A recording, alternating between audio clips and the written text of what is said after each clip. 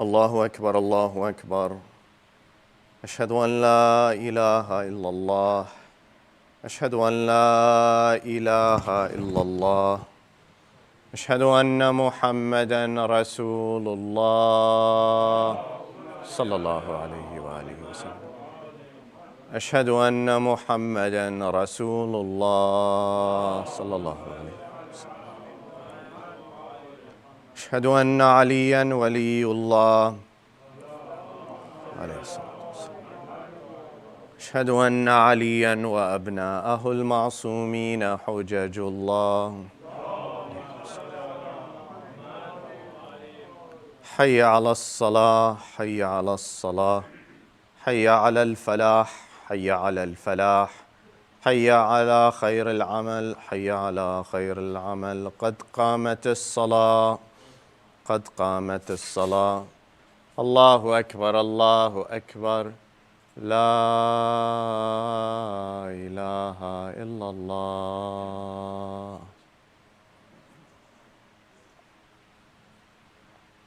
يا محسن قد أتاك المسيء وقد أمرت المحسن أن يتجاوز عن المسيء، وأنت المحسن وأنا المسيء، فبحق محمد وآل محمد صل على محمد وآل محمد وتجاوز عن قبيح ما تعلم مني.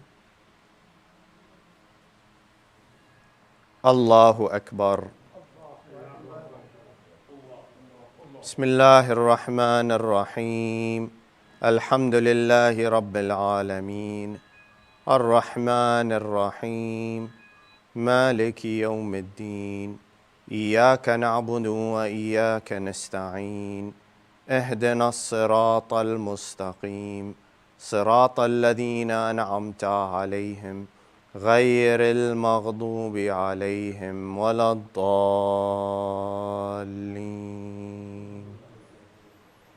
بسم الله الرحمن الرحيم. إنا أعطيناك الكوثر فصل لربك وانحر إن شانئك هو الأبتر. الله أكبر. سبحان ربي العظيم وبحمده. سبحان الله سبحان الله سبحان الله. اللهم صل على محمد وآل محمد. سمع الله لمن حمده. الله أكبر. سبحان ربي الأعلى وبحمده. سبحان الله سبحان الله سبحان الله. اللهم صل على محمد وآل محمد. الله أكبر. استغفر الله ربي وأتوب إليه. الله أكبر. سبحان ربي الأعلى وبحمده. سبحان الله سبحان الله سبحان الله. اللهم صل على محمد وآل محمد. الله أكبر. بحول الله وقوته يقوم وأقعد وأركع وأسجد. بسم الله الرحمن الرحيم. الحمد لله رب العالمين الرحمن الرحيم مالك يوم الدين. إياك نعبد وإياك نستعين.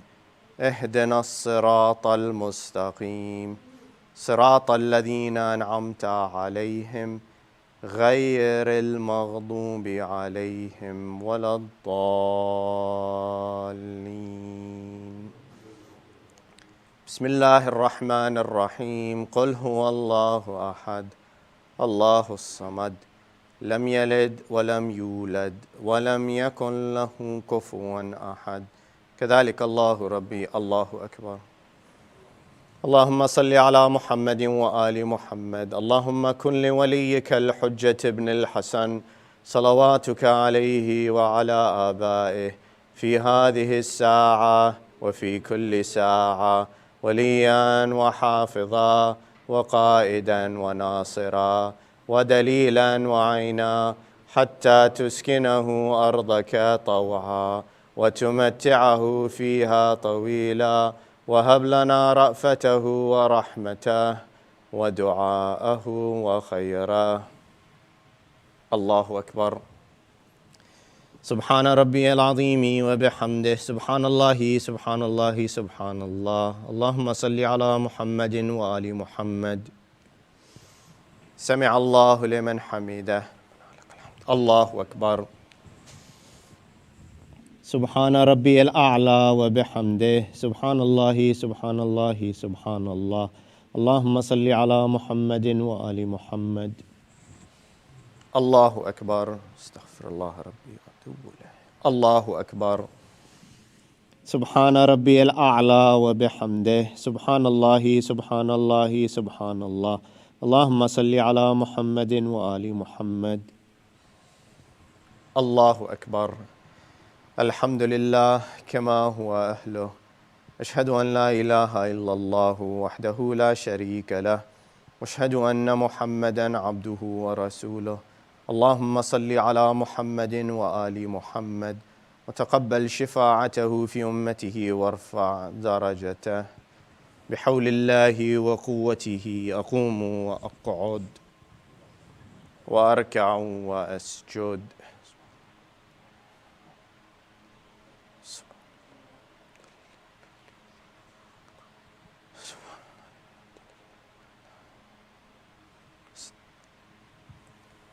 الله أكبر. سبحان ربي العظيم وبحمده سبحان الله سبحان الله سبحان الله. اللهم صل على محمد وآل محمد. سمع الله لمن حمده. الله أكبر. سبحان ربي الأعلى وبحمده سبحان الله سبحان الله سبحان الله. اللهم صل على محمد وآل محمد. الله أكبر. الله أكبر. سبحان ربي الأعلى وبحمده سبحان الله سبحان الله سبحان الله. اللهم صل على محمد وآل محمد. الله أكبر. بحول الله وقوته أقوم وأقعد وأركع وأسجد.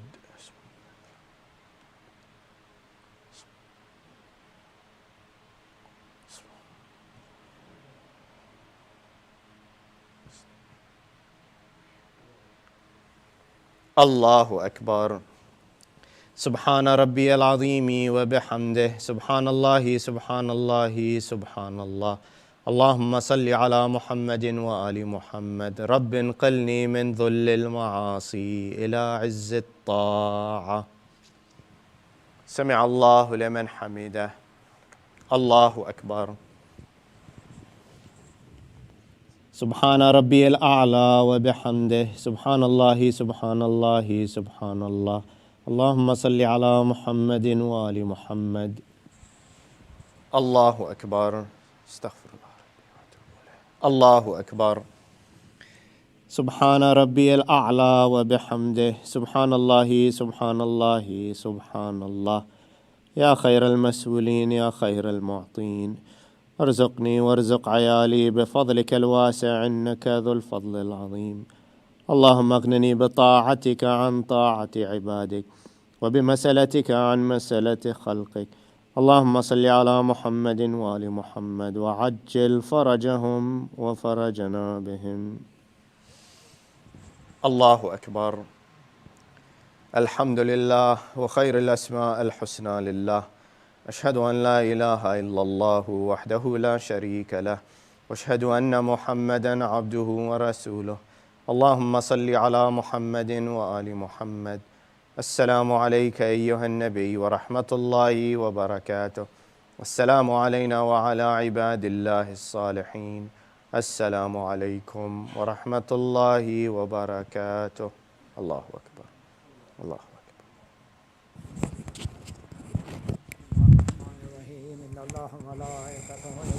على النبي يا أيها الذين آمنوا صلوا عليه وسلموا تسليما. صل على محمد. اللهم صل على محمد.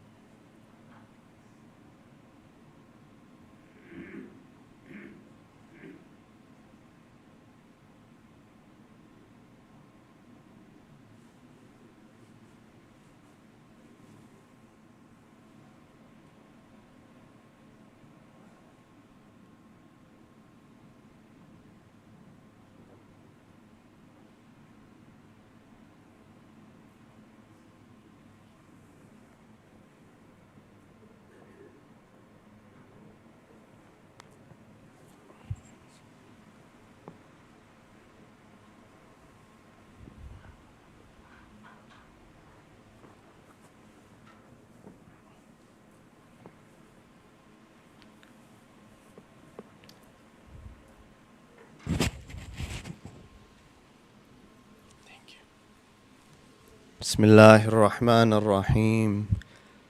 اللهم صل على محمد عبدك ورسولك وحبيبك وصفيك ونبيك وخيرتك من خلقك وحافظ سرك ومبلغ رسالاتك، وعلى علي أمير المؤمنين ووصي رسول رب العالمين، وعلى الصديقة الطاهرة فاطمة الزهراء سيدة نساء العالمين، وعلى سبطي الرحمة وإمامي الهدى الحسن والحسين سيدي شباب أهل الجنة ورحمة الله وبركاته.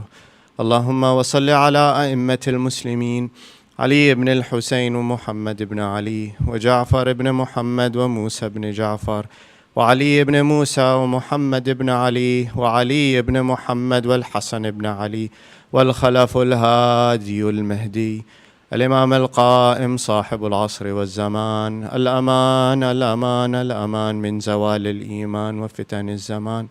عجل الله تعالى فرجه وسهل الله مخرجه، وجعلنا من أنصاره وأعوانه والذابين عنه والمسارعين إليه في قضاء حوائجه والمستشهدين بين يديه جميعا، ورحمة الله وبركاته. صلوات.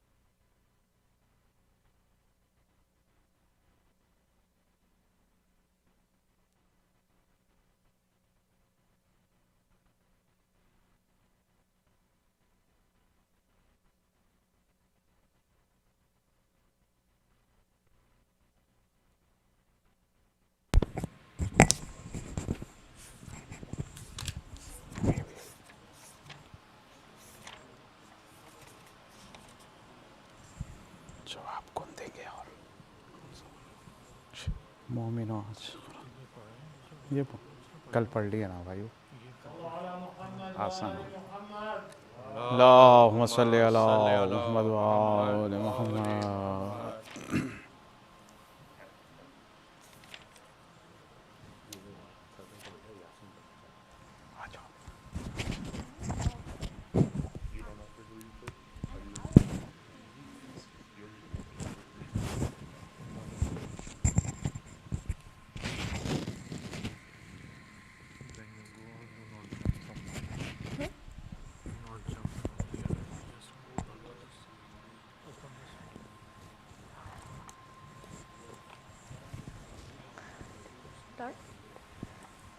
Bismillahirrahmanirrahim.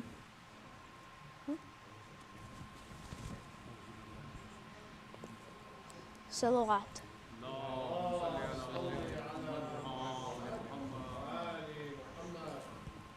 Bismillahirrahmanirrahim. Yasin. Al-Quran al-Hakim.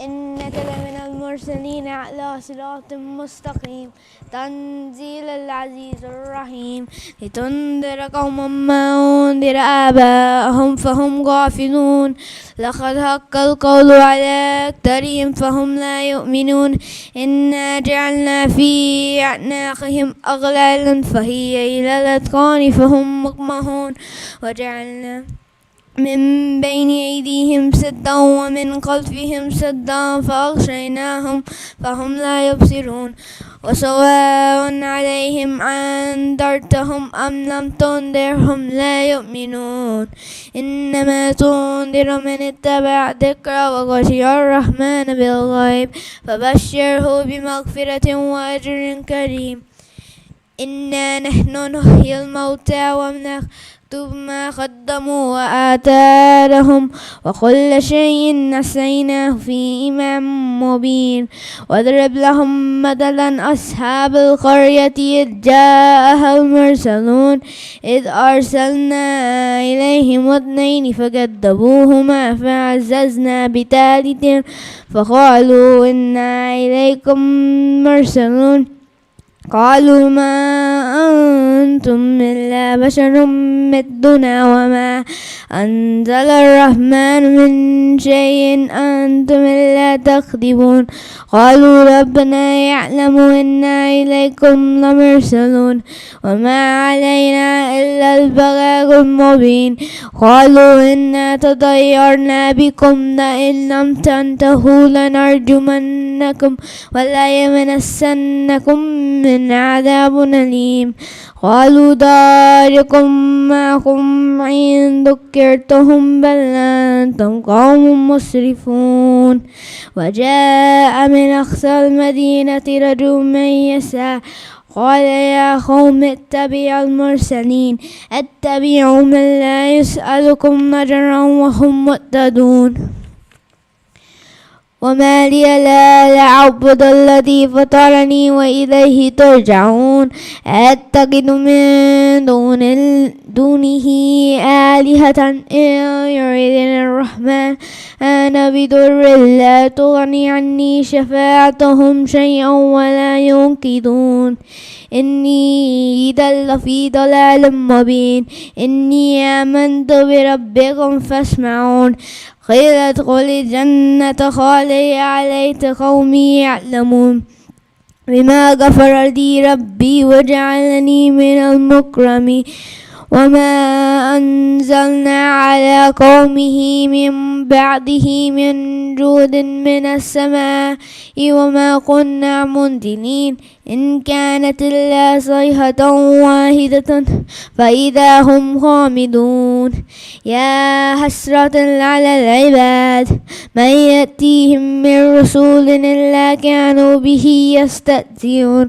ألم يروا كم أهلكنا قبلهم من القرون أنهم إليهم لا يرجعون وإن كل لما جميع لدينا محضرون وآيات لهم لهم الأرض الميتة وأحييناها وأخرجنا منها هبا فمنه يأكلون وجعلنا فيها جنات من نخيل وأعناب وفجرنا فيها من العيون ليأكلوا من تمره وما عملت أيديهم أفلا يشكرون سبحان الذي خلق الأزواج كلها مما تنبت الأرض ومن أنفسهم ومما لا يعلمون وآيات لهم الليل نسلخ منه النهار فإذا هم مظلمون والشمس تجري لمستقر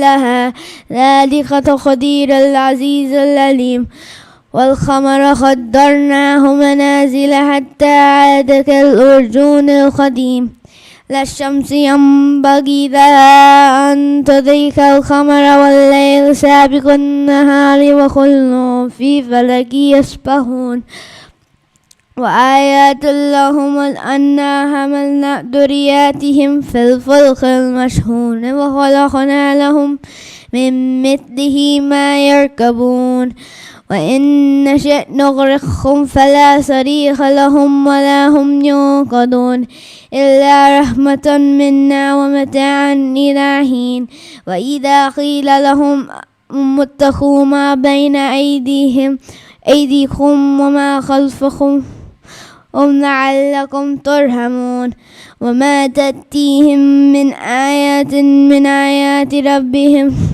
إنا كانوا عنها معرضين وإذا قيل لهم أنفقوا مما رزقكم الله قال الذين كفروا للذين آمنوا أن نطعم الله يشاء والله وطعمه إن أنتم إلا في ضلال مبين ويقولون متى هذا الوعد إن كنتم صادقين ما ينظرون إلا صيحة واحدة تأخذهم وهم يخصمون فلا يستطيعون توصية ولا إلى أهلهم يرجعون ونفخ في الصور فإذا هم من الأجداث إلى ربهم ينسلون قالوا يا ويلنا من بعثنا من مرقدنا هذا الوعد الرحمن وصدق المرسلون إن كانت إلا صيحة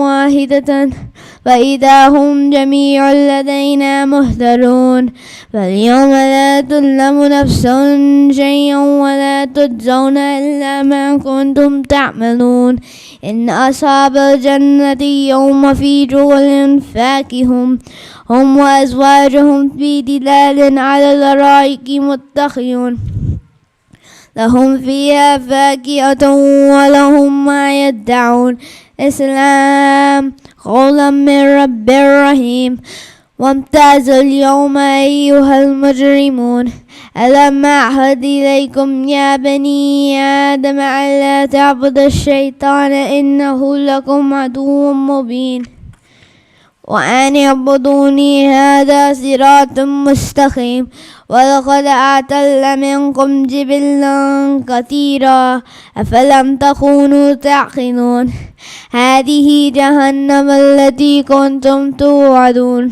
اصلوها اليوم بما كنتم تكفرون اليوم نختم على أفواههم وتكلمنا أيديهم وتشهد أرجلهم بما كانوا يكسبون ولو نشاء لطمسنا على أعينهم فاستبقوا الصراط فأنى يبصرون ولو نشاء لمسخناهم على مكانتهم فما استطاعوا مضيا ولا يرجعون ومن نعمره ننكسه في الخلق أفلا يعقلون وما علمناه شمرا وما ينبغي له إن هو إلا ذكر وقرآن مبين لينذر من كان حيا ويحق القول على الكافرين أولم يروا أنا خلقنا لهم مما عملت أيدينا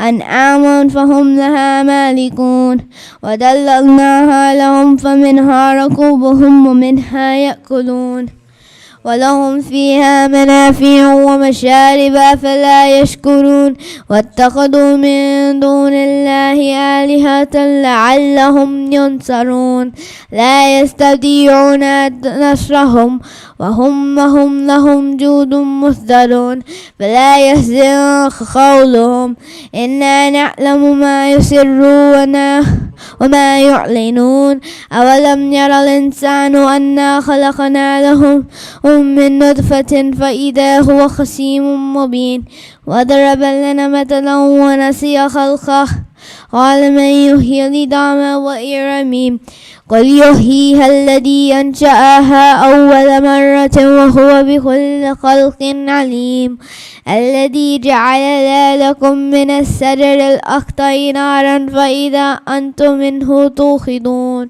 أوليس الذي خلق السماوات والأرض بقادر على أن يخلق مثلهم بلى وهو الخلاق العليم إنما أمره إذا أراد شيئا يقول له كن فيكون فسبحان الذي بيده ملكوت كل شيء وإليه ترجعون.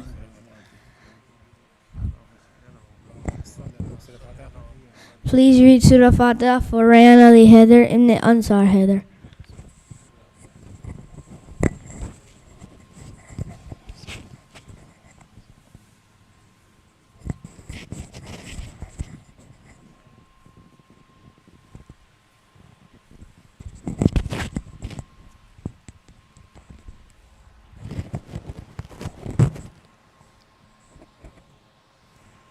बर मोहम्मद वाले मोहम्मद सलावत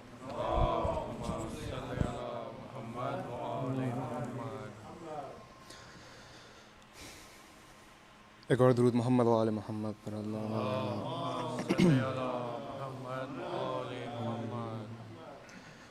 no के सेना के ऊपर कहता था फर्खे सरवर घर लुट गया है मेरा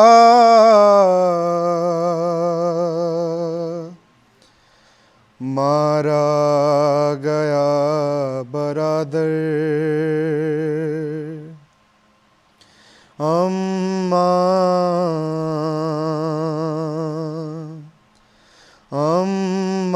गरीब हूँ मैं अम्मा गरीब हूँ मैं अम्मा गरीब हूँ मैं अम्मा गरीब हूँ मैं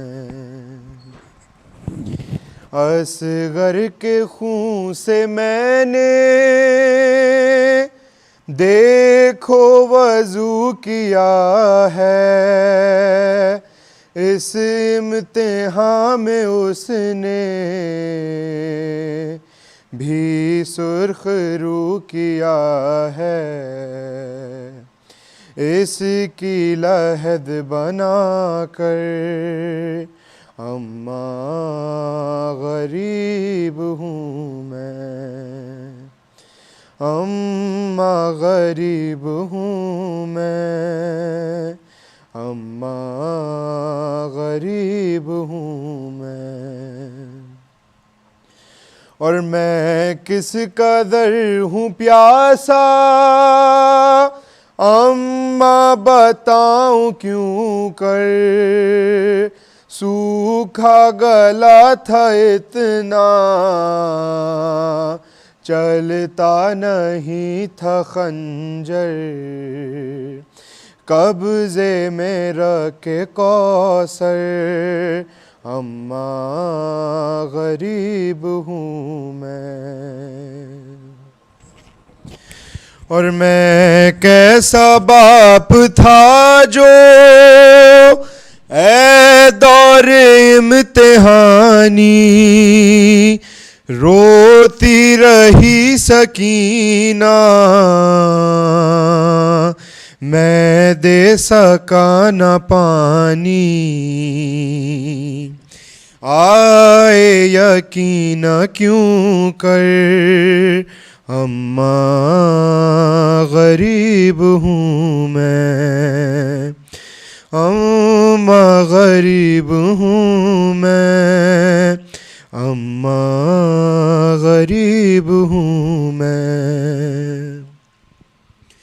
और बर्ची जवां पे सर के सीने से मैंने खींची, अंसारो अकरबा की कासिम की लाश देखी। अरे इब्ने अमीर होकर अम्मा गरीब हूँ मैं। और घोड़ों के दौड़ने से पामाल हो चुका हूँ, क्या भी मैं वही हूँ, हैरान हूँ सोचता हूँ, नाका बने पैगंबर अम्मा गरीब हूँ मैं।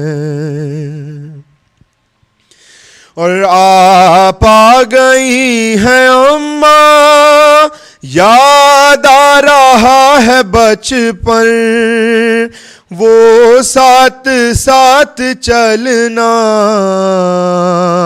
और अपने घर का आंगन, अब खाक का है बिस्तर, अम्मा गरीब हूँ मैं। और दिल गम से चाक भी है, जख्मों में खाक भी है, उड़ती हुई नजर में खैमों की राख भी है, ज़ैनब का है खुला सर, अम्मा गरीब हूँ मैं।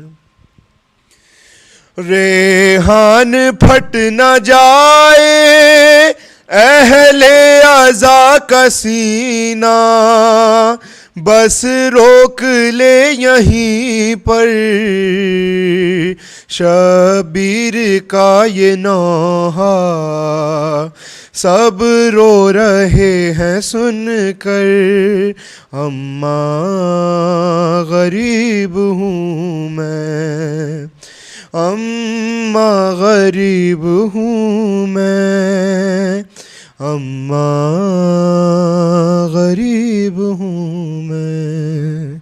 पर मोहम्मद वाले मोहम्मद सल्लल्लाहु अलैहि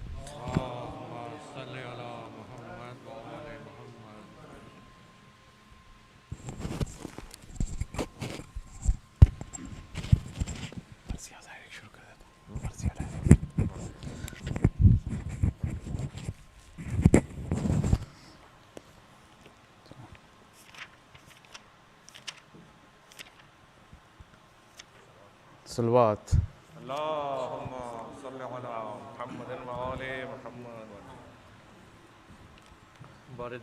ज़िक्र ग़मे हुसैन से महफिल सजी रही, गुल हो गया चरा गुल हो गया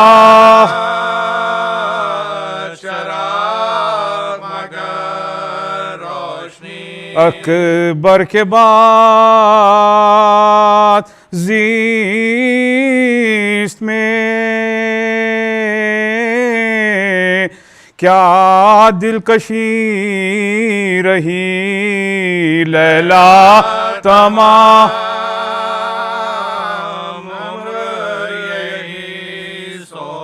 लैला तुम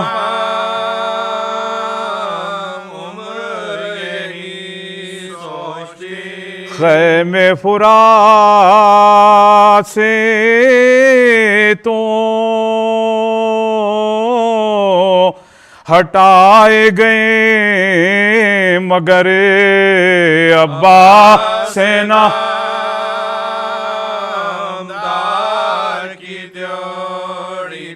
अब्बा से ना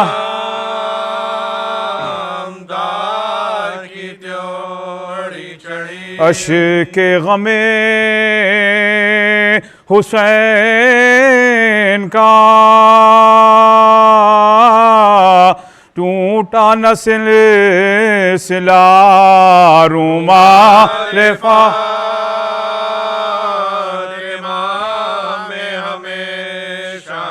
रुमाल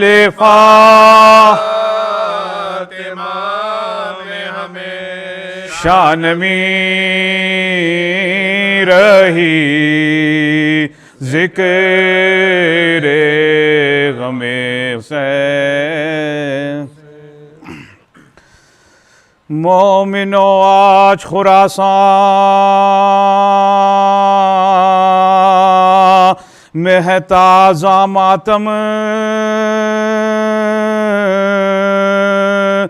थर थराते हैं फलक अर्शो ज़मीं लौहो कलम, आते हैं आले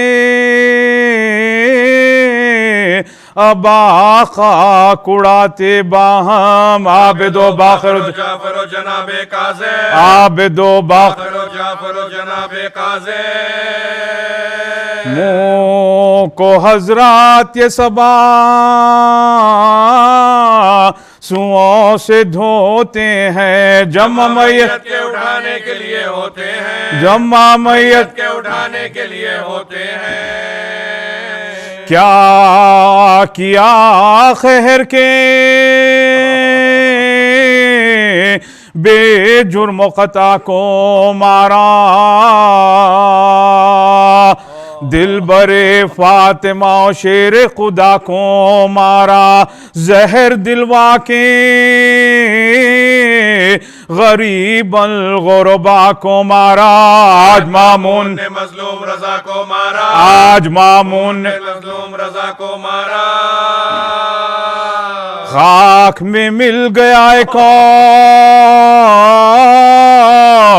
गुल बागे जहरा, गुल हुआ खुरासा में चरागे जहरा, गुल हुआ खुरासा में चरागे जहरा। इस तरह वाक़या है आज का रावी ने लिखा, इब्ने हारून ने हजरत को जो ही बुलवाया, आए दरबार में जिस वक्त इमाम दोसरा तख्त पर अपने खरीशा को भी बिठलाया, तख्त पर अपने खरीशा को भी बिठलाया। फिर कहा शाह सिख फरमाइए तो पेश करूं आपके वास्ते अंगूर मैं ले रखा हूँ, आपके वास्ते अंगूर मैं ले रखा हूँ। कहा मजलूम ने मुझे को नहीं अंगूर की चाह,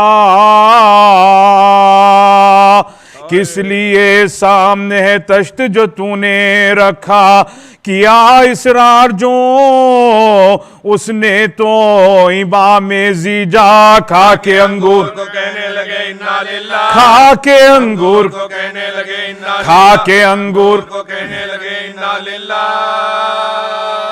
पूछा मामून ने क्या बात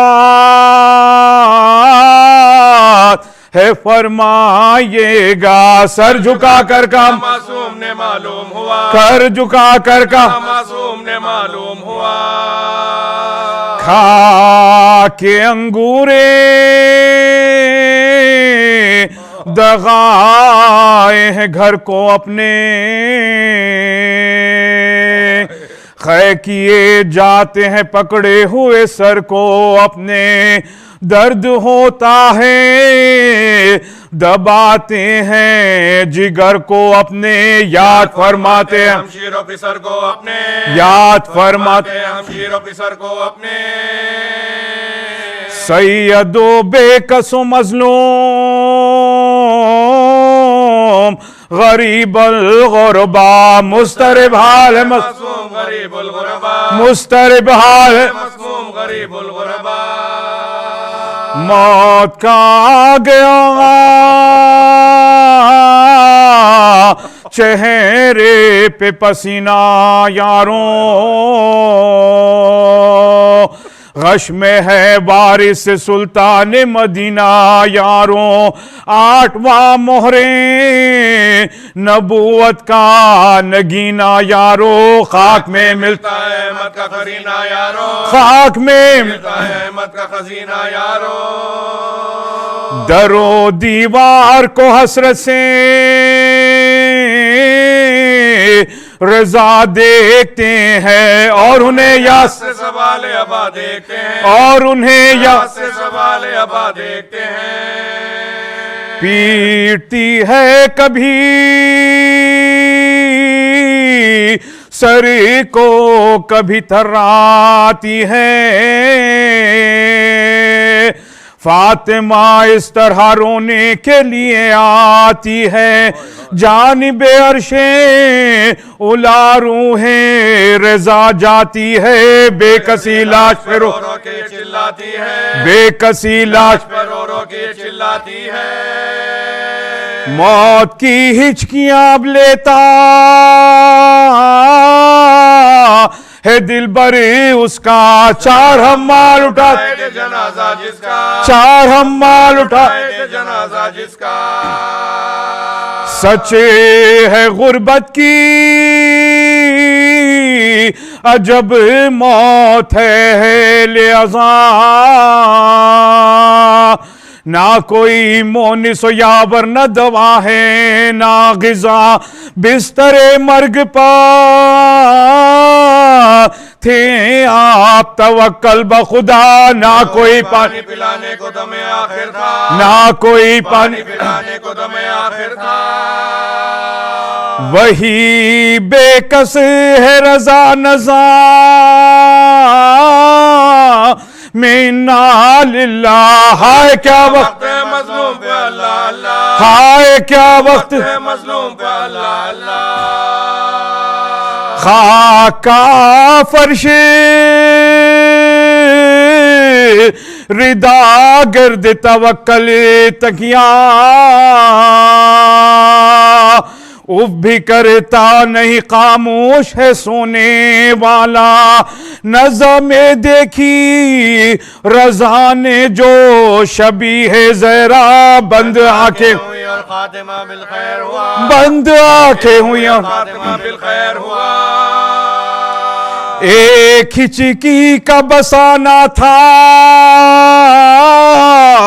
कि दम तोड़ गए, मोमिनों के लिए याद मोमिनों के लिए याद अपनी रजा छोड़, मोमिनों के लिए याद अपनी रजा छोड़ गए।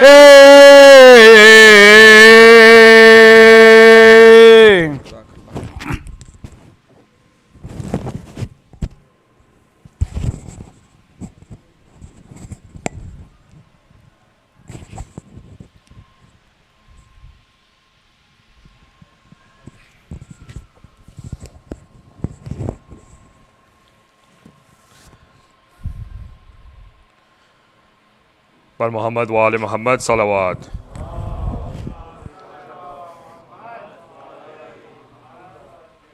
Assalamu alaikum everybody.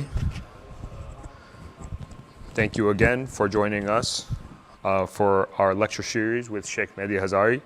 Again, we thank him for accepting our invitation. Tonight will be the second night of his lecture series on Is Islam outdated or do we need to catch up to God's religion? Again, just a few program notes before we begin. Inshallah, majalis will last until Tuesday, Today is the second of the 5th majlis. Inshallah, Tuesday night will be the last. A few programs coming up that I want to make sure that you guys know about. Downtown Julus is tomorrow, inshallah, starting at 10 a.m. at the Thompson Center. There will be, IEC has arranged a bus leaving here at 8:45 a.m. If you would like to use the bus service, please be here, inshallah, at 8:45 in the morning. You can park your car here and the bus will take you. Discounting parking is also available if you are attending the Julus at Poetry Garage, which is 201 West Madison Street. Again, Poetry Garage for discounted parking at 201 West Madison Street.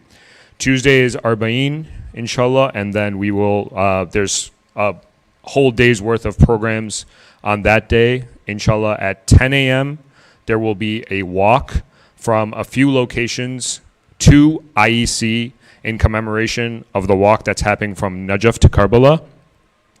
You can be here at 10 a.m. There will be a shuttle service to take you to the various locations. They're various distances away. I think Glendale Heights Civic Center and then Riaz Naqvi's residence.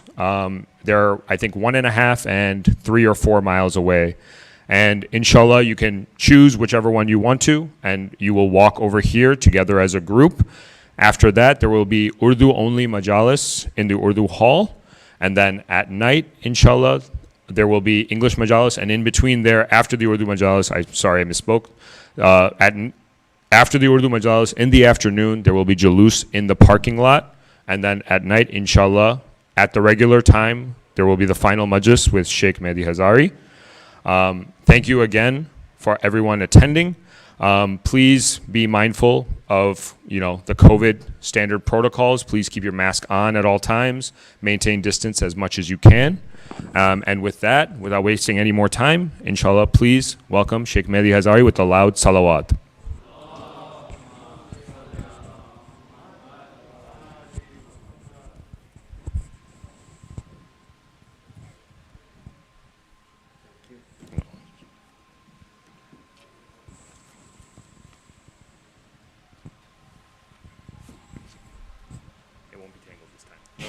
It's okay. I'll probably figure out a way to tangle it myself.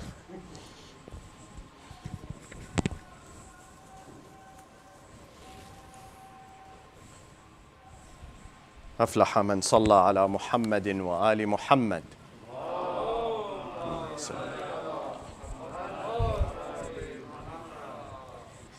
Can we please have a Surah Al-Fatiha for Rayyan Ali Haydar ibn Ansar Haydar. Bismillah ar-Rahman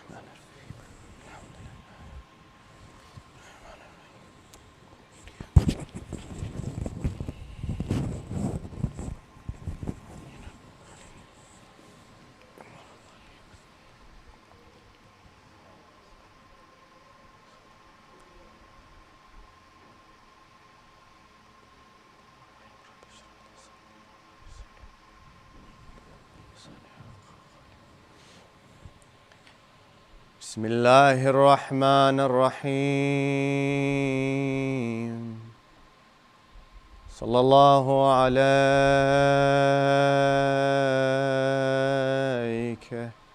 يا سيدي ويا مولاي يا رسول الله وعلى أهل بيتك المعصومين الأبرار الميامين المظلومين المضطهدين السلام عليك وعلى ولدك المظلوم أبي عبد الله الحسين يا رحمة الله الواسعة ويا باب نجاة الأمة يا غريب يا مظلوم يا عطشان كربلاء ما خاب والله من تمسك بكم وأمنا من لجأ والتجأ إليكم يا ليتنا فيا ليتنا كنا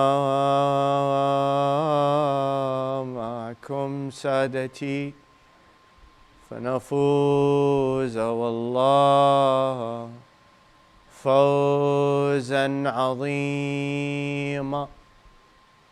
بسم الله الرحمن الرحيم. وجزاء سيئة سيئة مثلها فمن عفا وأصلح فأجره على الله إنه لا يحب الظالمين ولمن انتصر بعد ظلمه فأولئك ما عليهم من سبيل إنما السبيل على الذين يظلمون الناس ويبغون في الأرض بغير الحق أولئك لهم عذاب أليم. آمنا بالله صدق الله العلي العظيم. اللهم صل على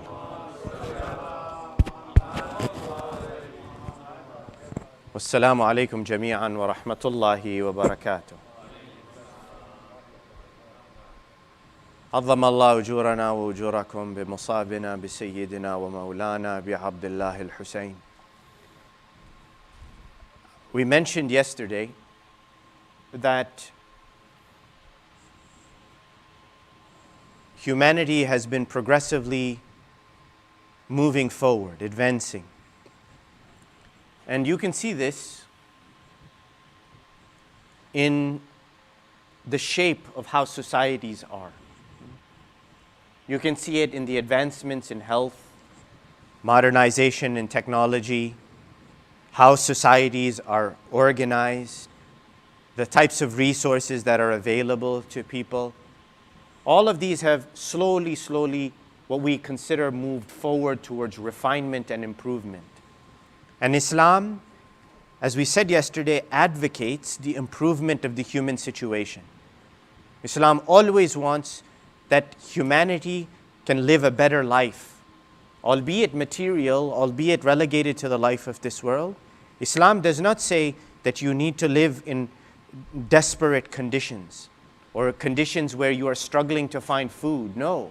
Allah says that if I give you, you should take and avail yourself of whatever I have given you, the resources, the things that I have made halal for you, to use them for your own benefit and the advancement of your own life. And although you see that this change has occurred over time, yes, that there are certain tendencies of insan that remain consistent from the very beginning of time till now. Sort of behavioral tendencies that human beings seem to hold on to regardless of circumstances or situations. Let me give you an example. They did a study in France, and in this study, they asked the participants, they gave a survey, and they asked the participants, obviously French citizens, what they thought about the French president and what they thought about American people. So they went out, they polled people, asked them their opinion. What do you think of the French president? What do you think about American people? They said the answers ranged, a lot. But then what they did is they asked people, they sort of lumped people together, and they determined the same opinion of those people when they were parts of groups. And they found that those people who had moderate answers, like maybe some person would come and say, I think he's an okay president. I think American people are okay. Had maybe some negative feelings. If you took those people and lumped them in with groups that were really negative towards the French president or American people, that those same people who were previously moderate in their answers actually became quite extreme. Why? Because it's not because they changed their viewpoint, they were always quite extreme in their viewpoint. They had negative feelings towards the French president and certainly towards American people, but that it didn't come out until they got lumped in with people of like-minded thinking. And so you see this, that human beings have this almost group herd mentality, yes? A mentality of tribalism. Even though you may not be a part of a tribe, you tend to affiliate with people and you tend to call yourself something or a name or a label such that you are part of a bigger group. That is a tendency that exists inside of insan. And not only does it exist inside of insan, and that's why, what does the ayah say? وَجَعَلْنَاكُمْ شُعُوبًا وَقَبَائِلَ لِتَعَارَفُوا إِنَّ أَكْرَمَكُمْ عِنْدَ اللَّهِ أَتْقَاكُمْ. Allah says, we have made you into tribes, into nations, so that you can get to know each other. Look, He's made groups of you. And although on a one-to-one basis it's one thing, when you talk about groups of people interacting, it's a whole another thing. They say in the history that at the Battle of Hunayn, you all know the Battle of Hunayn took place after the liberation of Mecca. And after the liberation of Mecca, there still remained some tribes like the Hawazin and Thaqif who were staunchly against the Muslims. And not only were they against the Muslims, but they still had quite a bit of animosity against Rasulullah sallallahu alayhi wa alihi wa sallam. Salawat ala Muhammadin wa ali Muhammad. Could you raise the volume a little bit on this? Thank you.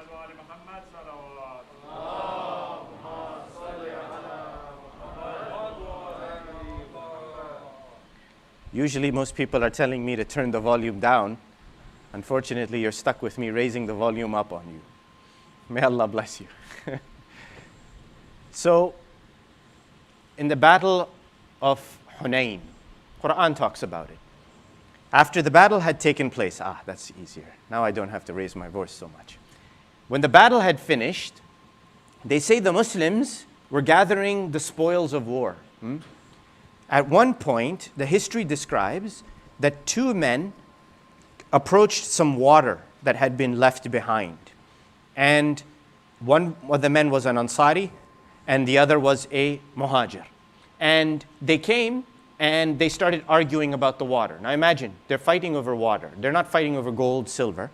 They started arguing with each other. They went, one of them went, he got his tribe to support him. The other one went and got his tribe to support him. And now what was basically a simple disagreement between two people became a massive disagreement between groups of people, two groups of individuals. Now they say they came, they calmed them down. But afterwards it's related that Rasulullah sallallahu alayhi wa alihi wa sallam, he said that if these two men had resolved their differences amongst themselves rather than bringing everyone else into it, it would have been far simpler to solve the problem.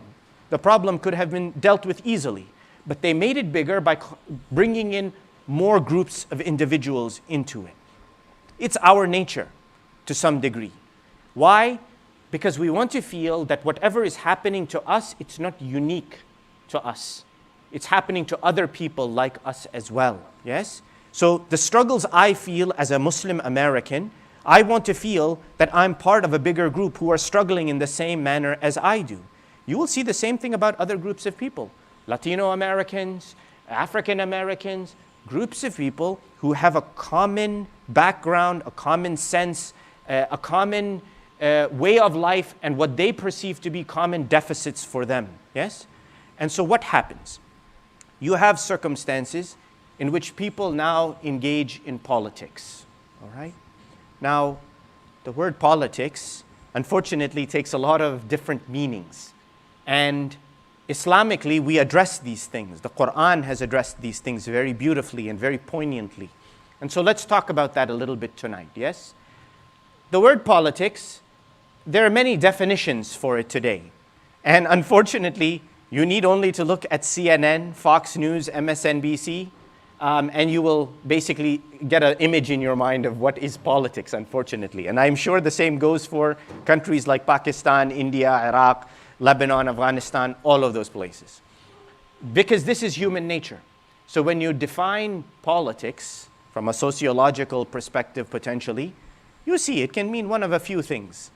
One is it is going to sort of give you a definition of the roles of people in society, will it not? It will tell you how people have to function, what people are supposed to do. This is how politics is going to work. It's going to assign roles to people. Politics is also going to come about by not only giving roles to people, but forming a hierarchy, for example. It's going to come in and say, look, in this society, we're going to have a chief, we're going to have a vice chief, president, vice president, we're going to have a head of law, we're going to have head of social services, etc., etc. It'll create a hierarchy. All right, that is politics, the role of politics. This usually happens within a group of people. So let's say you have a group of Indian Americans, Pakistani Americans, or a tribe or something like that. They will develop their own internal politics, yes? Where they will now decide what's the role of each people and a certain hierarchy.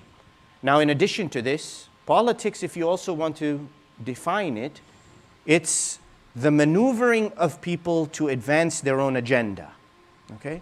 When you talk about politics, and this is probably what comes into your mind, is that outside of the little group, there is also a between politics. One is within, the other is between, from one group to another.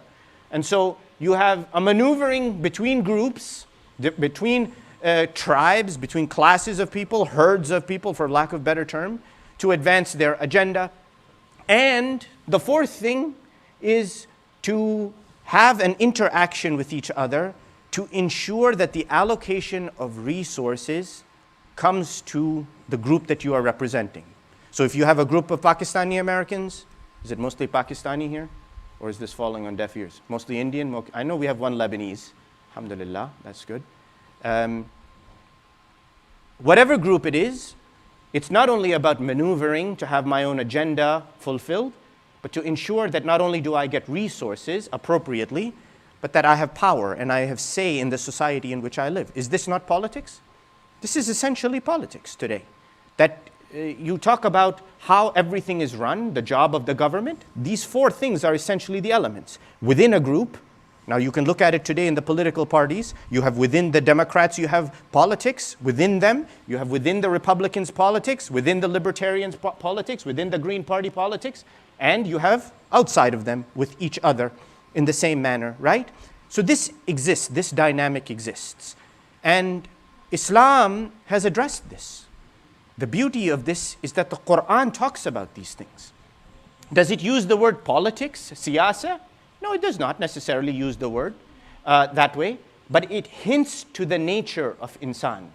And this nature, as I mentioned to you, went back long time ago, okay? Even before the time of Rasulullah, sallallahu alayhi wa alihi wa sallam. Salawat ala Muhammadin wa ali Muhammad. In the time of Nabi Allah Musa alayhi salam, yes?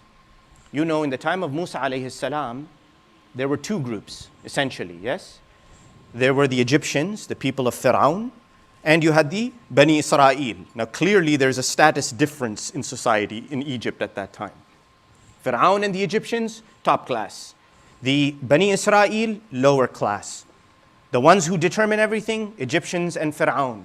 The ones who are suppressed to some degree, not given an opportunity, not allowed to think, not having a voice, these are the Bani Israel. Now, you know, Musa alayhi salam, he comes and he warns Fir'aun, one, about Allah, that there is no God but Allah. Fir'aun, what you are doing is blasphemy. It's heresy against God. Know that God is one, you are nothing. Everything else is the creation of Allah. Two, that I am the messenger of God, I have come to warn you, that come straight onto the path of God or face his wrath. You know. So now what happens? The groups have assembled, they're there, society exists. Now remember, Fir'aun has oppressed these people so much that not can they think, nor can they think, they cannot do for themselves. The Bani Israel are a broken people in the sense that they have been enslaved for so many generations. So now the time comes that they say, well, let's have a contest. enough with this back and forth. Musa, you keep drumming it into our heads that believe in one God, believe in the sole creator, the Lord of everything, and his religion, and leave off oppressing others and all sorts of tyrannical activities. Stop them. So they say, okay, well, let's have a competition. You know, the Sahara, they come, the sorcerers, they come forward. They lay their ropes down. You all know the story. Musa alayhi salam comes, he puts his staff down, and by the miracle of Allah subhanahu wa ta'ala, what happens? The staff of Musa alayhi salam that becomes the serpent, it envelops it, inhales, it takes in, ingests their ropes, and they are defeated. Now what happens to the sorcerers at that point? These sorcerers, who were with who? Who did they belong to? To Fir'aun. They were part of Fir'aun's group. But also, not only were they part of Fir'aun's group, do you think these magicians were ordinary citizens? They were working class people? No, they're magicians, okay? So they have high status, right? Because they can do magic. In the society of Egypt, the magicians had a high status. They were not ordinary workmen. They were people who had honor, dignity, and in addition to that, what? They had sway, yes? When you say someone has sway, what do you call them? A politician, right? That's the term you use for them, that they come and they sway people. They use their words, they use their magic, and they sway them. So now these sorcerers, they drop their ropes are enveloped. They are taken by Musa alayhi salam, by the idhn of Allah subhanahu wa ta'ala, and Musa defeats them. They fall to the ground. They say, Amanna bi Rabbil Alameen, Rabbi Musa wa Harun. They fall to the ground, they say, we believe in Allah, Rabbil Alameen, Lord of the worlds. We believe in the Rabb, the Lord of Musa and Harun. We believe in, immediately they fall down. They see what happened and their hearts accept. Fir'aun threatens them, you all know. I will cut off your arms, I will put you up on the stakes, I will torture you. But what does he say? The verse of the Quran, it tells us, Qala Fir'aun. He says, Amantum bihi qabla an adhana lakum. The verse is saying, Fir'aun says, Amantum bihi qabla an adhana lakum. Did you believe in him before I gave you permission to believe in him? You believed in him? Believed in the God of Musa and Harun before I gave you permission? Inna hadha la makrun makartumuhu fil madina litukhriju minha ahlaha. He says to them, this is a ploy. Makr. He uses the word makr. He says, this is a ploy you have used to deceive the people of the city. Why? So that you can take them away from what I had ordained for them to be right. If I were to tell this story to you, what would it sound like? Political intrigue, no? Political intrigue. That, what did they do? They did something, they announced something, and by their words they swayed everybody. And look what Fir'aun is saying. He's saying, this is a plot, a makr from you, a scheme by you, by which you took the people of the city and you made them switch sides to come to your side. Why? Because you have sway, yes? You have a voice, people think you're respectful, you've got a dignified position, so people will listen to you. Is politics not like this? Now, I'm not saying that they were doing politics, but I'm pointing to how Quran describes human nature, all right? Now, you know what happened. Musa runs, they are saved, Fir'aun perishes. Now, fast forward many hundreds of years. You think in the time of Rasulullah it didn't happen also? It happened in the time of Rasulullah sallallahu alayhi wa alihi wa sallam, when Rasulullah was in Mecca, and in the last year, things became very difficult on him. And the Quraysh knew they couldn't stop him now, that he's going to persist in giving his message to the people and continue to spread Islam. They met in a place called Dar al-Nadwa. In Dar al-Nadwa they meet, and all the chiefs of the Quraysh are there. Each one comes up with an idea. One of them says, look, take Muhammad, banish him, exile him, get rid of him from Mecca. Just throw him out, don't let him back in here. Some objected, they said, look, we did that, we imposed an embargo on him, he went to Sha'ab Abi Talib, all these things happened, it didn't deter him. Another one said, no, let's teach him a lesson. Let's put hardship on him to teach him a lesson. Someone else objected, said, we have put as much hardship on him as possible. We've tortured him, we've tortured his followers, we've threatened them, we threw garbage on him, hurled insult, called him names. He still hasn't stopped. Finally, Abu Jahl, he steps forward. He says, you must kill him. You must kill him. And not only must you kill him, call young men, one young man from each tribe, and each of them take their sword and attack him all at once. That way, no one tribe will be blamed for the killing of Muhammad. That way, everyone will take the responsibility, and in return, we will all pay blood money to Banu Hashim, and we will be done with Muhammad. It'll be finished. Now, you know the story, huh? Rasulullah is informed by Allah. Laylat al-Hijrah comes, he leaves. Only one sleeps in the bed. We can go on about that in another discussion, inshallah, the one who slept in the bed. Yes? Rasulullah, he comes to Medina. Now, an ayah comes down to describe this, the plotting of the Qurayshi kuffar to kill Rasulullah. And the ayah, it says, وَإِذْ يَمْكُرُ بِكَ الَّذِينَ كَفَرُوا لِيُثْبِتُوكَ أَوْ يَقْتُلُوكَ أَوْ يُخْرِجُوكَ وَيَمْكُرُونَ. Again, this word makr is used. That the disbelievers, they plotted against you, O Muhammad. يَمْكُرُ بِكَ الَّذِينَ كَفَرُوا. Those who disbelieve, they plotted against you. Why? So they can push you down, لِيُثْبِتُوكَ أَوْ يَقْتُلُوكَ, or kill you, أَوْ يُخْرِجُوكَ, or throw you out. They came to plot. وَيَمْكُرُونَ. They are plotting. They're scheming together. They're working. But then what does the ayah say? Now, let me stop here before I move forward. The word makr, when you use it in the Arabic language, my brother knows, the word makr doesn't have a positive connotation. When you say someone is makkar, I think the same word in Urdu, no?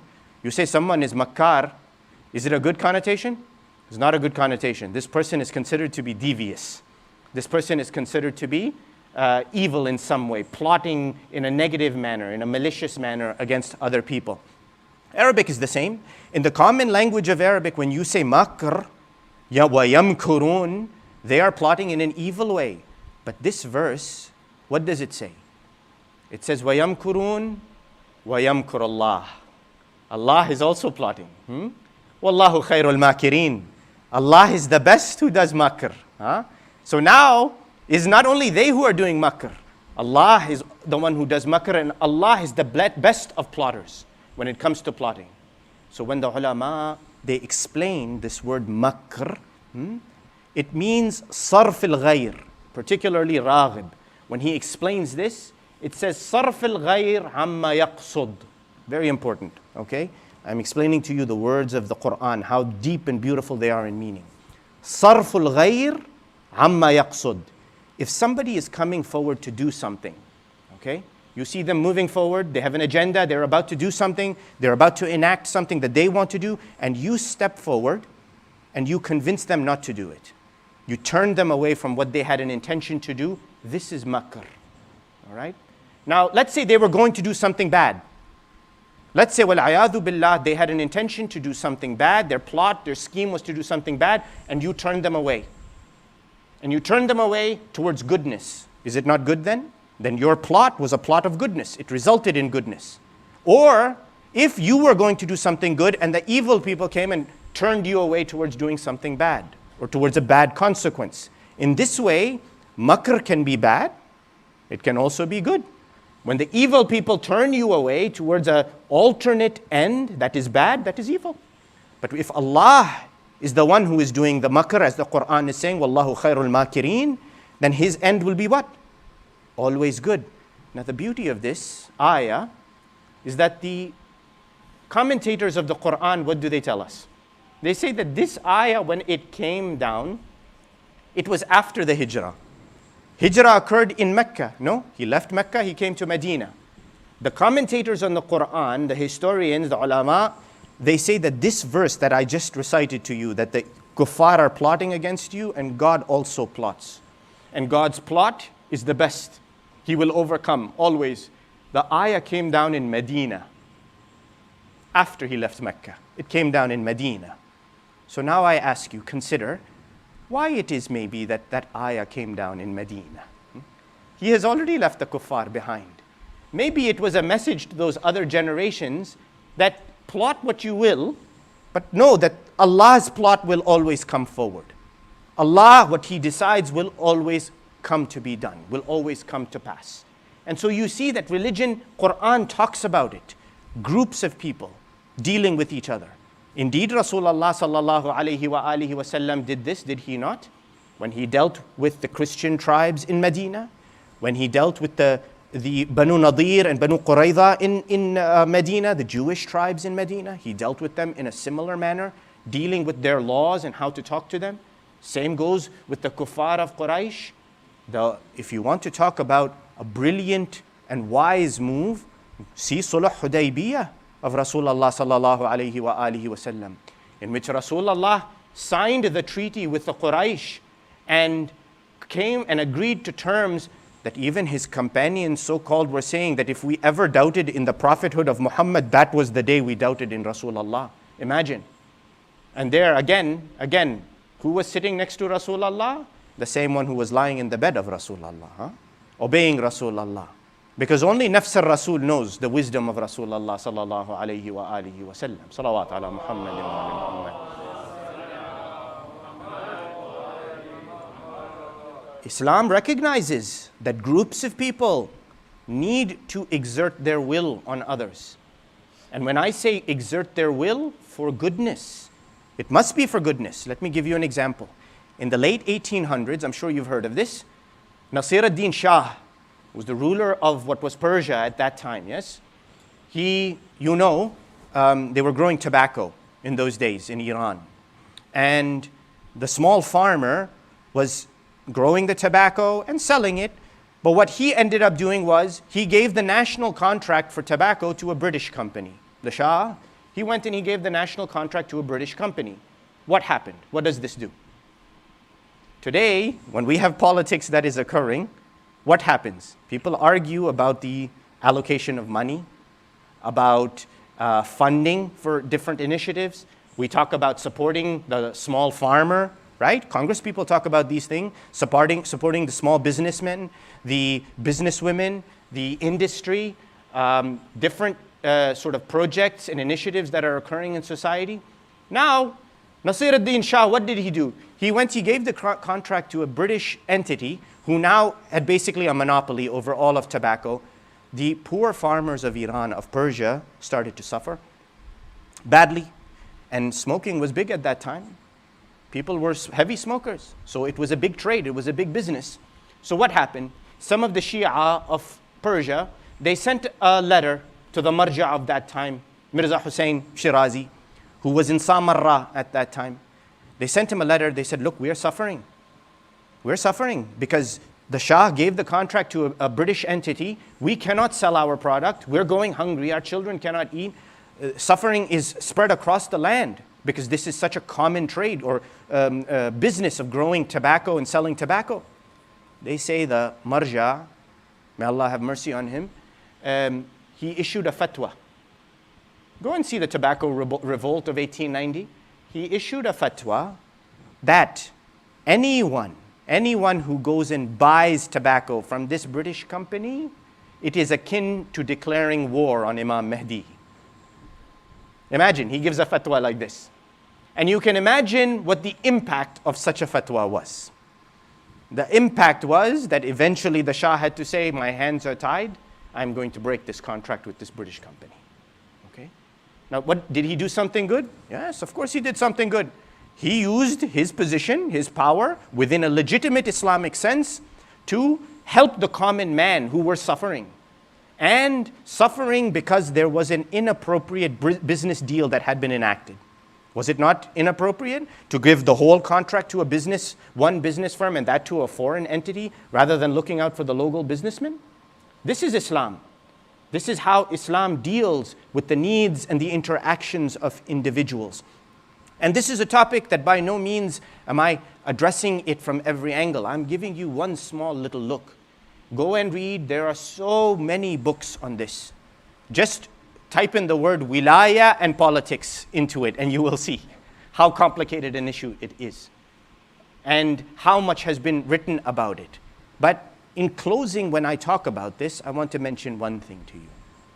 Is that what's our role and how do we understand what we have to do when it comes to quote unquote politics or our activities in politics as Muslims, particularly in a secular society.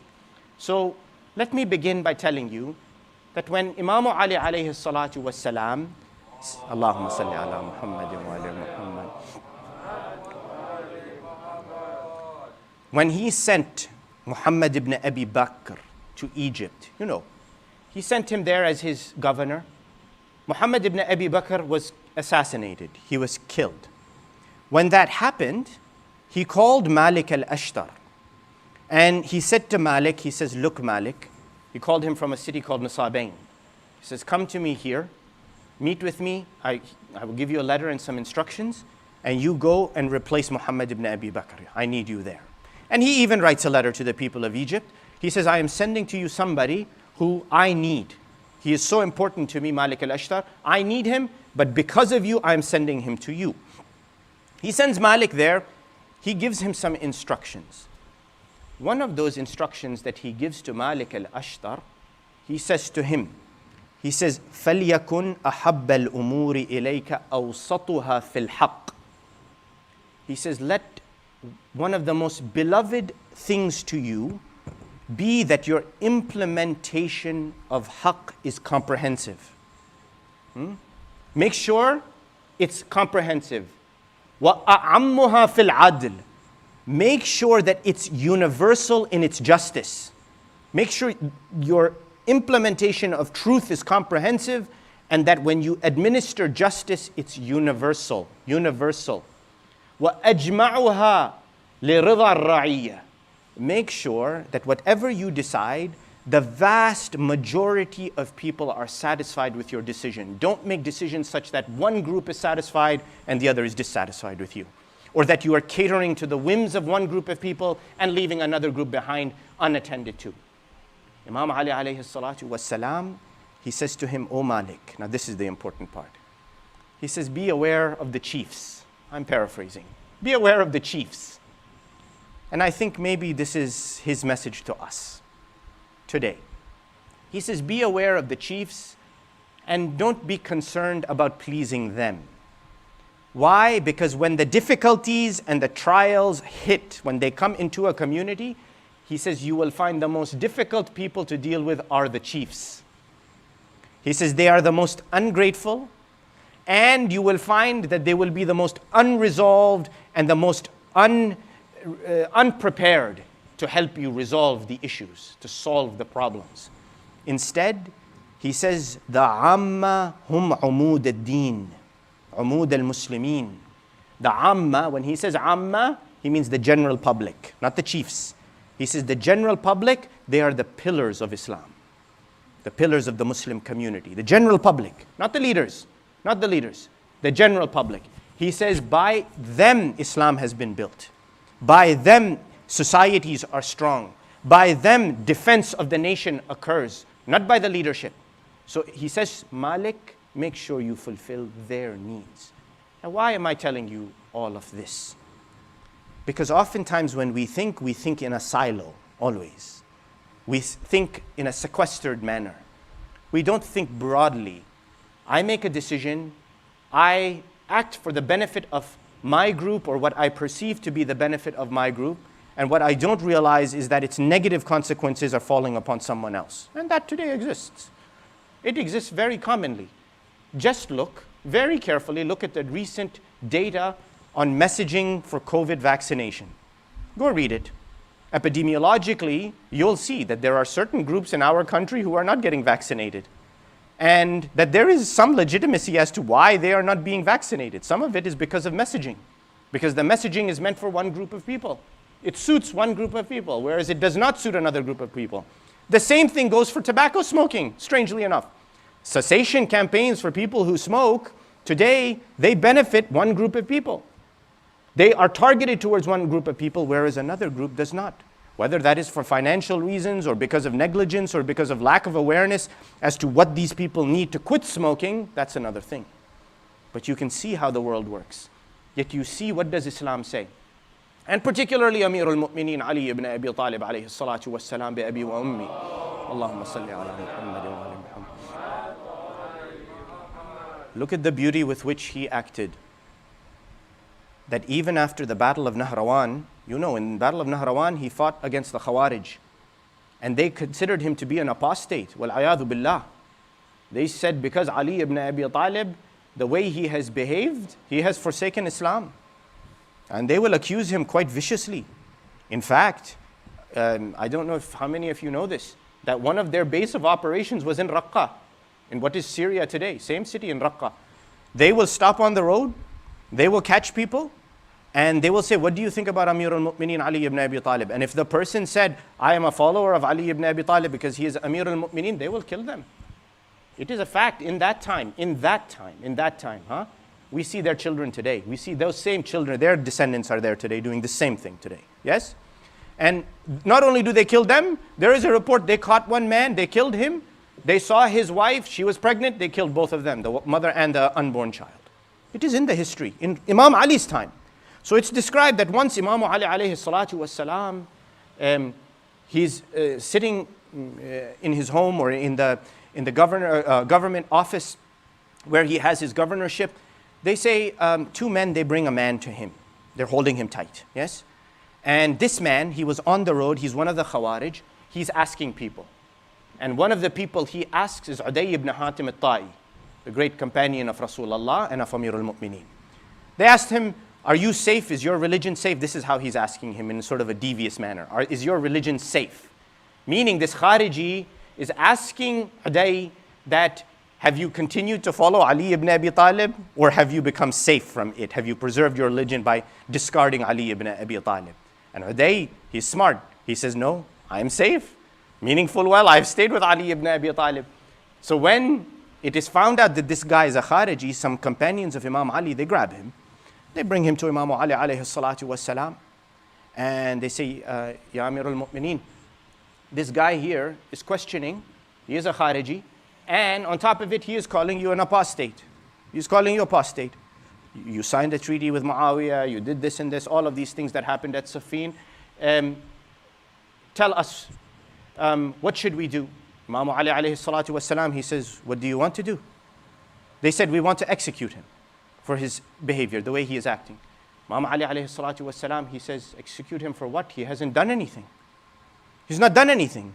He's expressed an opinion, he hasn't done anything. They said, okay, in the least, allow us to take him and lock him away, put him in prison. Let us put him away into prison, that way we can teach him a lesson. Amir al-Mu'mineen, he says, what crime has he committed by which you are going to put him into a prison? Neither has he killed anyone, nor has he taken anyone's rights, nor has he stolen from someone. Yes, he has expressed an opinion about something, openly. He has expressed that opinion. That opinion happens to go against me, but he has not committed any crime such that he should be punished. Let him go. Let him go. This is Islam.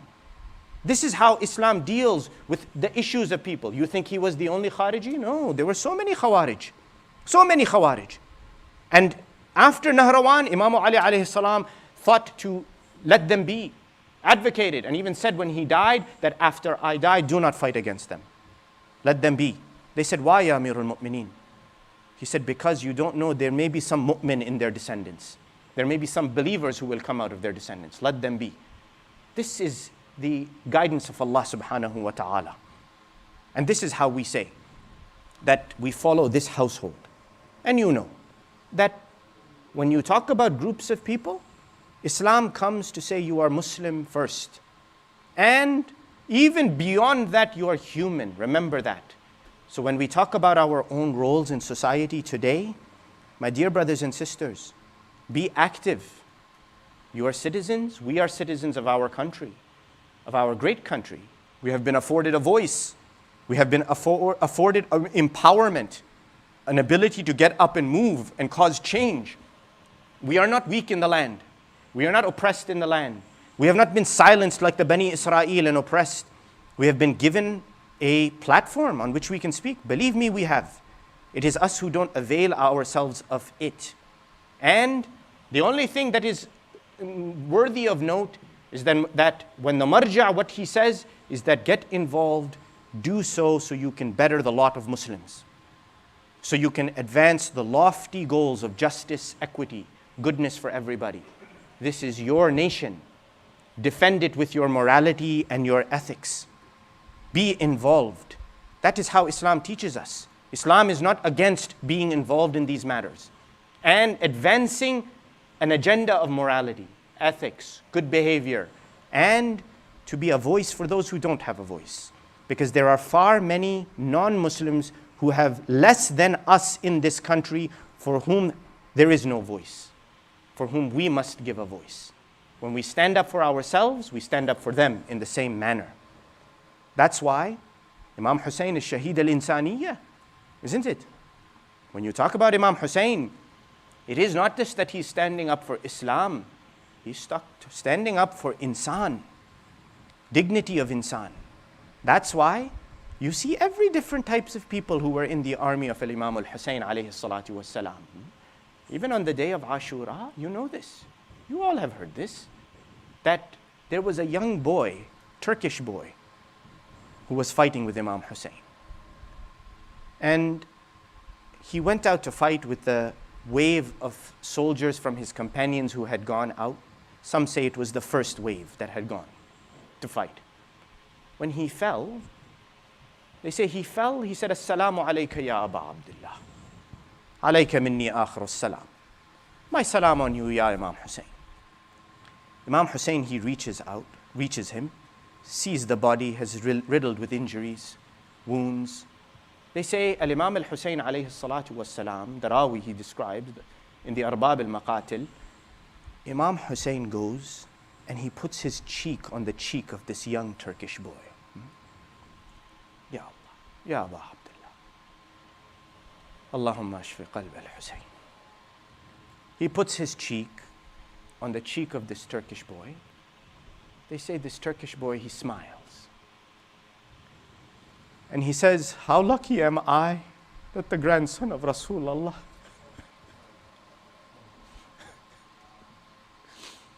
how lucky am I that the grandson of Rasulullah has placed his cheek on my cheek. Al-Imam al-Hussein, he says to him, Abshar bil-Jannah, bil-Jannah. Know that Jannah awaits for you. Imam Hussein, he says to him, you are going before me. He says, when you reach my grandfather Rasulullah, give him my salam.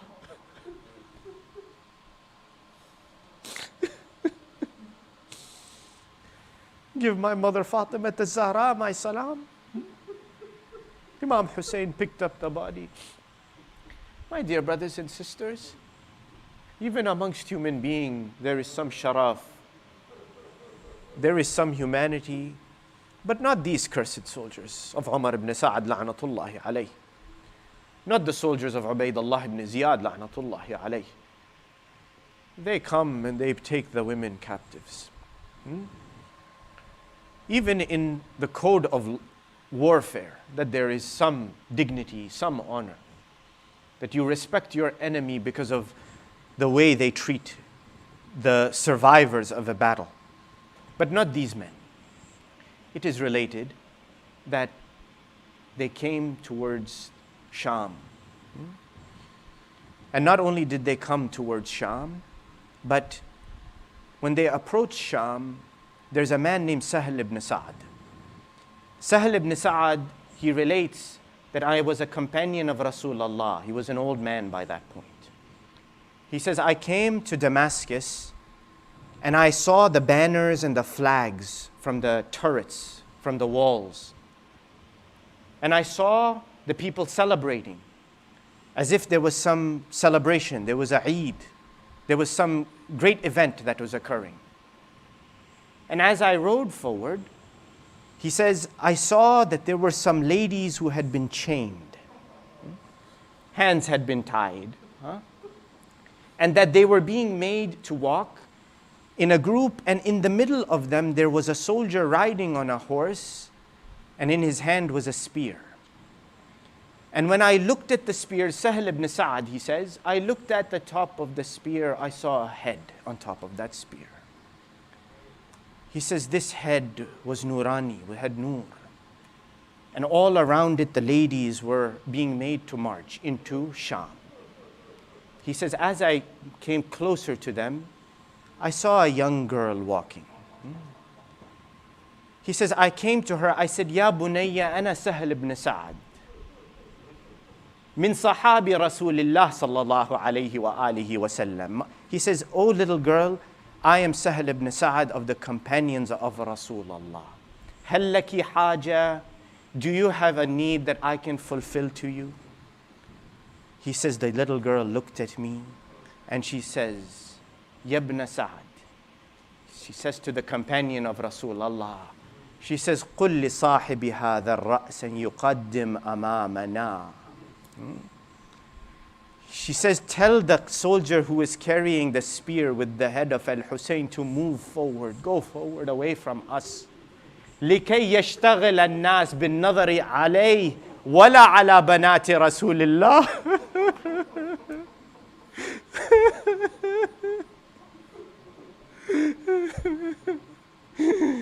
Tell him to take the head and go forward away, so that the people stare at the head and don't look at the daughters of Rasulullah.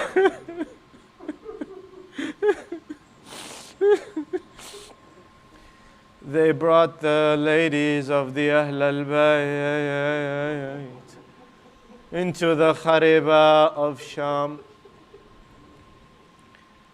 When they asked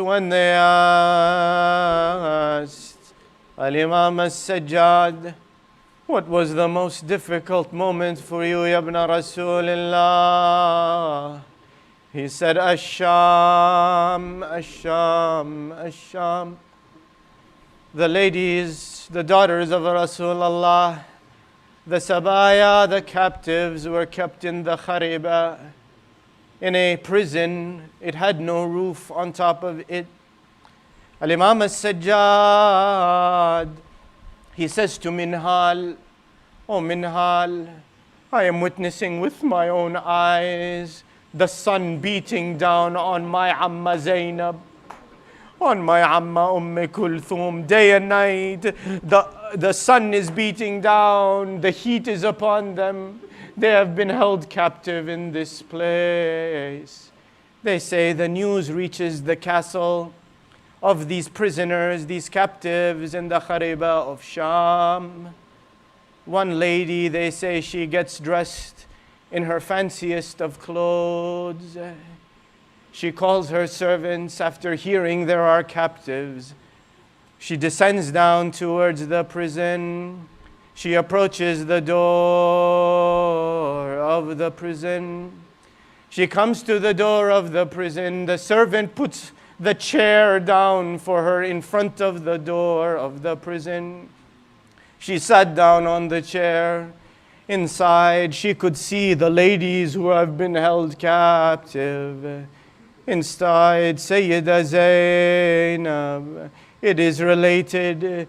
She turns to Kulthum. She says, do you see who that is? Do you recognize that face? Kulthum does not recognize. That lady, dressed in the fanciest of clothes, riches, sitting on the chair at the door of the prison. She says to them, من أي مدينة من أي بلد أنتن? What country have you come from? Where are you from? She says to the captives. Only one lady inside, she answers. She says, نحن من المدينة. We are from Medina. The lady, she says, المدن كثيرة من أي مدينة? There are many cities out there. Which city have you come from? The answer from inside the prison, it comes, نحن من مدينة رسول الله. We are from the city of Rasulullah, al-Madinah al-Munawwara. They say that this lady who was sitting on the chair gets up and sits down on the ground. In the dirt she sits down.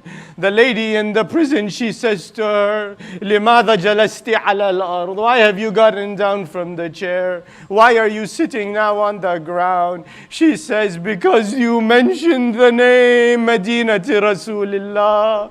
You mentioned the name of the city of Rasulullah. What can I say about that city?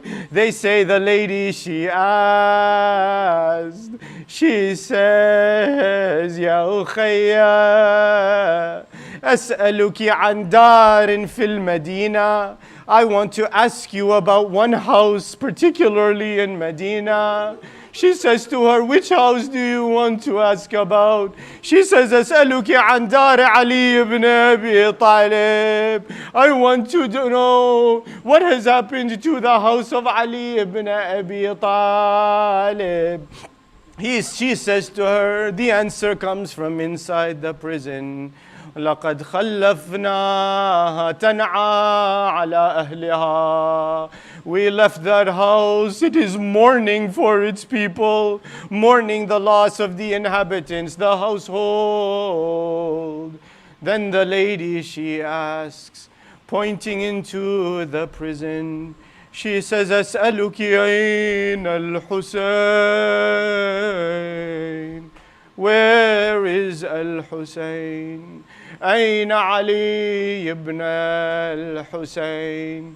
أين عباس ابن علي؟ أين سكينة بنت الحسين?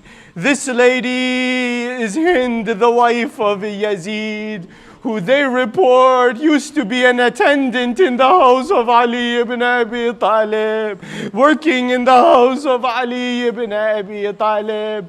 The answer comes from inside of the prison.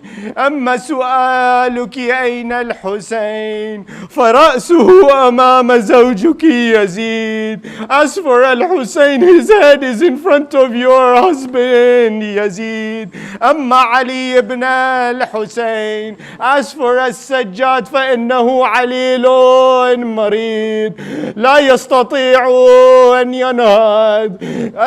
العلي ibn al-Hussein al-Sajjad, he is sick, cannot get up, cannot move from his place. أما أبا الفضل العباس فعلى المشرعة مرضوخ الجبين مقطوع اليسار واليمين والسهم نابت في العين. You asked about Abul Fadl al-Abbas. The hands are cut off from the body. The body is near the river. An arrow is lodged in his head. Then they say the lady, she becomes quiet. Finally she أسألك أين سيدتي ومولاتي زينب الكبرى.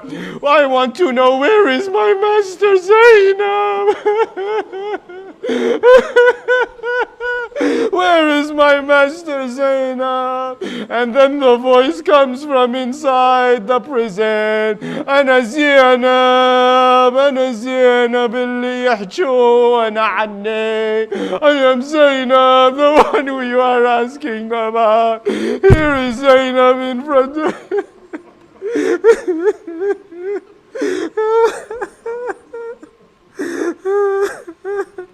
أين المنادي وحسينا وحسينا وحسينا.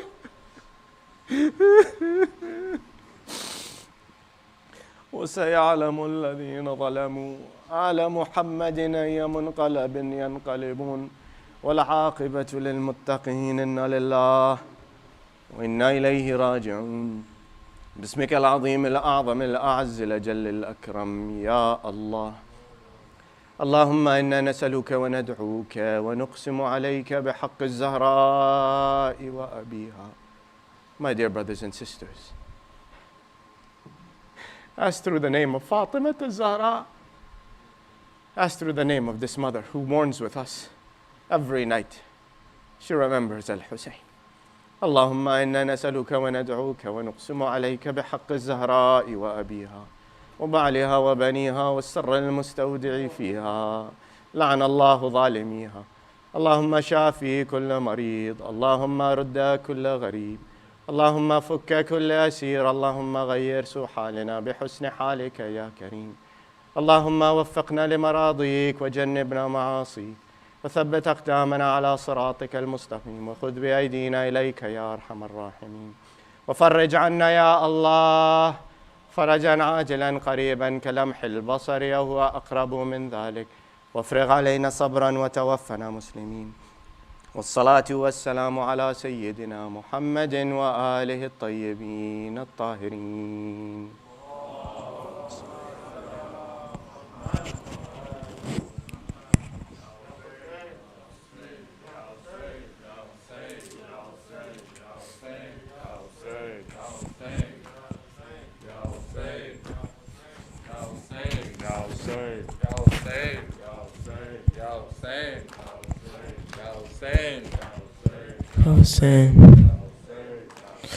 तारीख दे विच मशहूर दुनिया ते त्रै दरबारे तारीख दे विच मशहूर दुनिया ते त्रै दरबारे तारीख दे विच मशहूर दुनिया ते त्रै दरबारे तारीख दे विच मशहूर दुनिया ते त्रै दरबारे तारीख दे विच मशहूर दुनिया ते त्रै दरबारे तारीख दे विच मशहूर दुनिया ते त्रै दरबारे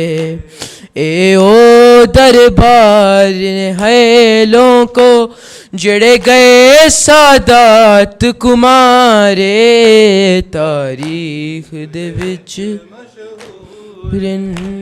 दुनिया ते त्रै दरबारे तारीख दे विच मशहूर दुनिया ते त्रै दरबारे मां गई दरबार सहाबियां दे थी गई दरबार शराबियां दे मां गई दरबार सहाबियां दे थी गई दरबार शराबियां दे मां जल्दी वापस घर आई मां जल्दी वापस घर आई थी वली कैद गुजारे तारीख विच मशहूर दुनिया ते त्रै दरबारे तारीख दे विच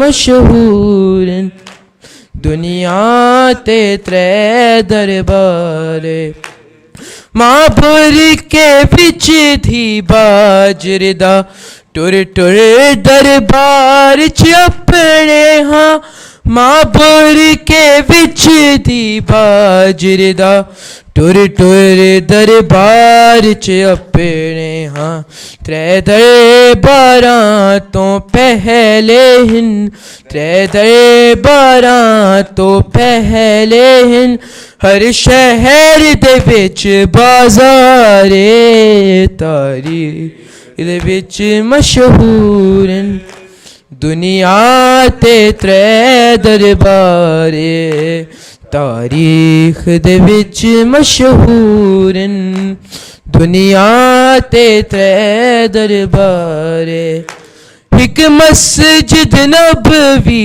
दी पेशी हिक मस्जिद उमवी दी पेशी हिक मस्जिद नबवी दी पेशी हिक मस्जिद उमवी दी पेशी हिक पेशीदा सलमान गवा हिक पेशीदा सलमान गवा हिक पेशीदा मुख्तारे तारीख दे विच मशहूर दुनिया ते त्रै दरबारे तारीख दे विच मशहूर दुनिया ते त्रै दरबारे हिक दी पाक मोहम्मद दी दूजी पाक अली दी जाई हिक दी पाक मोहम्मद दी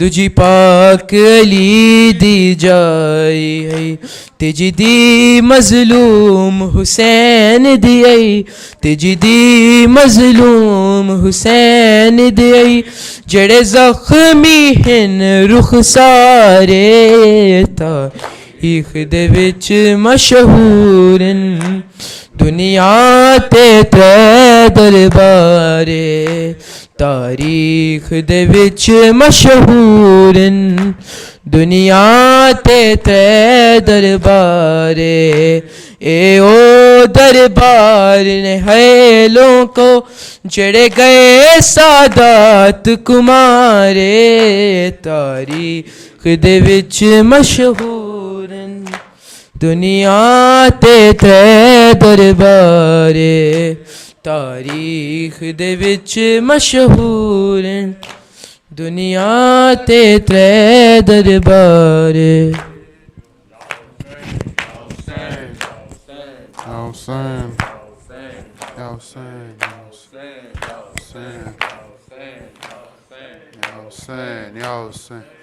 भाई मैं लुटी आई हूँ ज़ैनब की सदा है ज़ैनब की सदा है रासी के नशान आई हूँ ज़ैनब की सदा है ज़ैनब की सदा है भाई मैं लुटी आई हूँ ज़ैनब की सदा है ज़ैनब की सदा है भाई मैं लुटी आई हूँ ज़ैनब की सदा है ज़ैनब की सदा है बाजार में बालों से ही मुँह अपना छिपा कर मुँह अपना छिपा कर मुँह अपना छिपा कर किस तरह से मैं आई हूँ ज़ैनब की सदा है ज़ैनब की सदा है भाई मैं लुटी आई हूँ ज़ैनब की सदा है ज़ैनब की सदा है दिल सीने में फटता था मेरा याद में तेरे मेरा याद में तेरे मेरा याद में तेरे अब जाके मैं रो पाई हूँ ज़ैनब की सदा है ज़ैनब की सदा है भाई मैं लुटी आई हूँ ज़ैनब की सदा है ज़ैनब की सदा है प्यासी ही सकीना मेरी जिंदान में अब्बास जिंदान में अब्बास जिंदान में अब्बास उसको मैं सुलाई हूँ ज़ैनब की सदा है ज़ैनब की सदा है भाई मैं लुटी आई हूँ ज़ैनब की सदा है ज़ैनब की सदा है एक लाश की तरह था कड़ा आबिदे बीमार कड़ा आबिदे बीमार कड़ा आबिदे बीमार किस तरह उठा लाई हूँ ज़ैनब की सदा है ज़ैनब की सदा है भाई मैं लुटी आई हूँ ज़ैनब की सदा है ज़ैनब की सदा है। जो गोद के पाले थे वो सब थे सरे नेज़ा, सब थे सरे नेज़ा, सब थे सरे नेज़ा। मंजर भी ये देखाई हूँ, ज़ैनब की सदा है, ज़ैनब की सदा है। भाई मैं लुटी आई हूँ, ज़ैनब की सदा है, ज़ैनब की सदा है। उठिए नजफ कब्र से शबीर की कहकर, शबीर की कहकर, शबीर की कहकर। अब भाई मैं बिन भाई हूँ, ज़ैनब की सदा है, ज़ैनब की सदा है। भाई मैं लुटी आई हूँ, ज़ैनब की सदा है, ज़ैनब की सदा है। या हुसैन, या हुसैन, या हुसैन, या हुसैन, या हुसैन, या हुसैन, या हुसैन।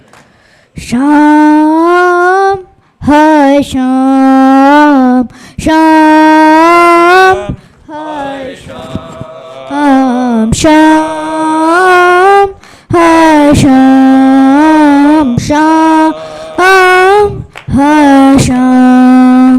तेरी उम्मत के ज़ेवर पहन कर, तेरी उम्मत के ज़ेवर पहन कर, और देखो नाना चली हूँ मैं शाम, शाम है शाम, शाम है शाम, शाम है शाम। मैं देती कफन तुझको भैया, घर सर पे रिदा मेरे होती, घर होती खुले हाथ मेरे, तेरे जख्मों को हाथों से धोती। पाबंदी रसन सर बरहना, पाबंदी रसन सर बरहना, देखो भैया चली मैं शाम, शाम है शाम, शाम है शाम, शाम है शाम। जिस ज़ैनब को तुमने बराबर कभी नजरें उठा कर न देखा, हाथ रस्सी से मेरे बंधे हुए और सर पर नहीं मेरे पर्दा। कैसे कुफे में जाऊंगी गाजी, कैसे कुफे में जाऊंगी गाजी, जब बल्ले में आएगा ना शाम है शाम, शाम है शाम, शाम जिस दरबार पास आ रहा है, मेरा दिल डूबता जा रहा है। मैं तो घर में भी कम बोलती थी, भाई तुमको तो सब कुछ पता है। किस तरह से कहेगी बता दे, किस तरह से कहेगी बता दे, एक शराबी से ज़ैनब कलाम। शाम है शाम, शाम है शाम, शाम है शाम। मैं देती कफन तुझको भैया, घर सर पे रिदा मेरे होती, घर होते खुले हाथ मेरे, तेरे जख्मों को हाथों से धोती।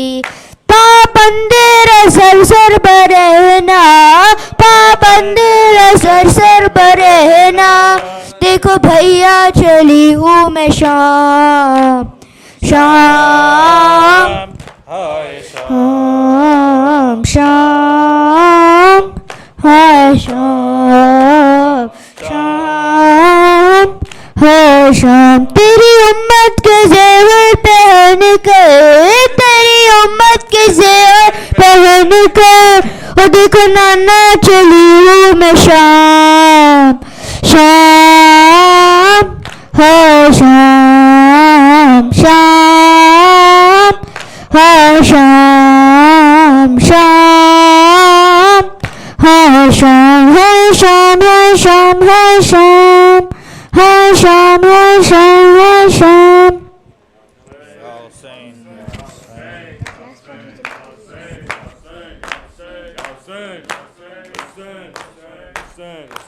اللهم صل على محمد.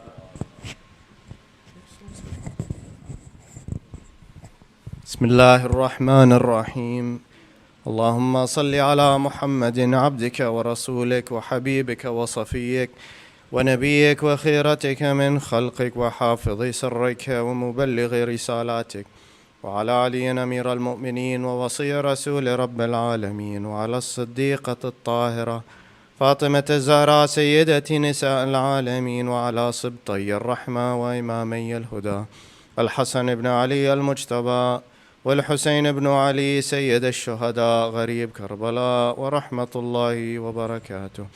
اللهم وصل على أئمة المسلمين علي بن الحسين ومحمد بن علي وجعفر بن محمد وموسى بن جعفر وعلي بن موسى ومحمد بن علي وعلي بن محمد والحسن بن علي والخلف الهادي المهدي الإمام القائم صاحب العصر والزمان، الأمان الأمان الأمان من زوال الإيمان وفتن الزمان. عجل الله تعالى فرجه وسهل الله مخرجه، وجعلنا من أنصاره وأعوانه والذابين عنه والمسارعين إليه في قضاء حوائجه والمستشهدين بين يديه جميعا، ورحمة الله وبركاته. صلوات